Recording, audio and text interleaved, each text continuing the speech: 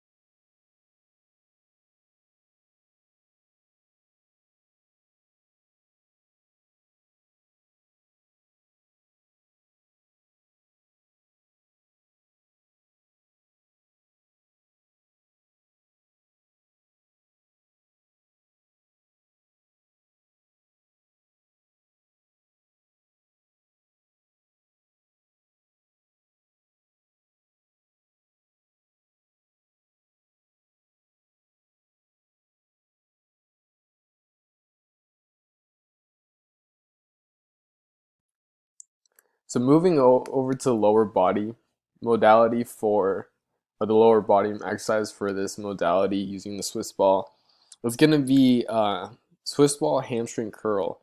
And this is going to be obviously targeting your hamstrings.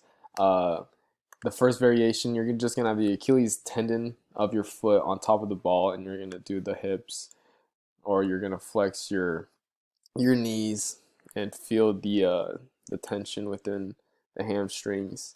The second variation of this will also, but it's gonna be on the plank position instead of how I have my butt to the ground.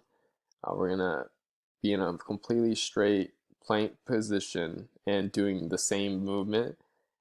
And each one of these variations are to reps of 12. And as I'll show you here, we're going to do the same movement, but instead I'm going to have my butt off the ground like that. And we're just going to do the same movement. After I do 12 reps of that, the last variation is going to be in a plank position, but a one-legged hamstring curl. So that's definitely increasing the difficulty. So set one variation, I had my butt to the ground and I was just flexing the knees, bringing the ball closest to the body, stressing the hamstring.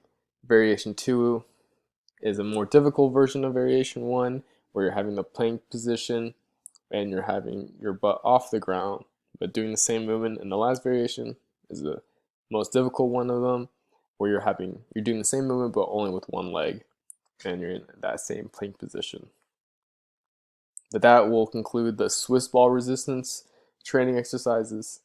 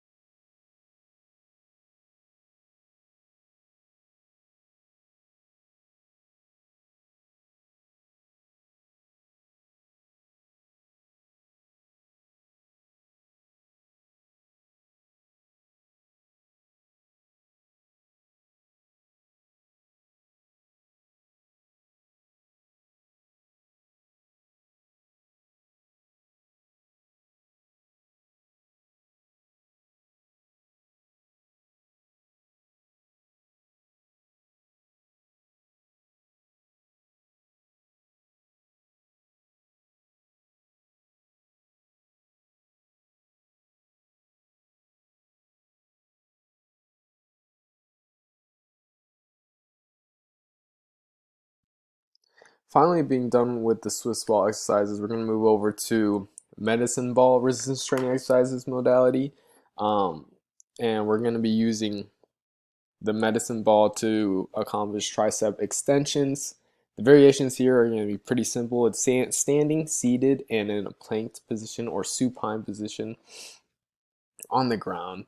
And effectively, what we're doing through each variation is removing the core aspect or the stability aspect in doing the movement.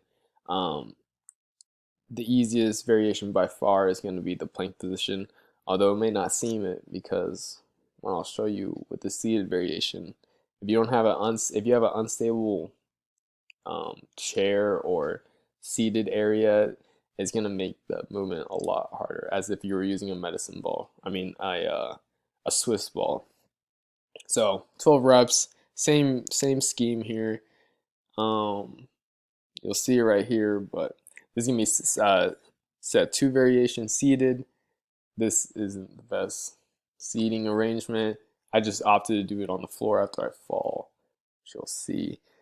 And the last variation, you'll be supine on the floor, doing the same movement. Some kind of like to call it skull crushers, but just supine tricep extension. Thank you.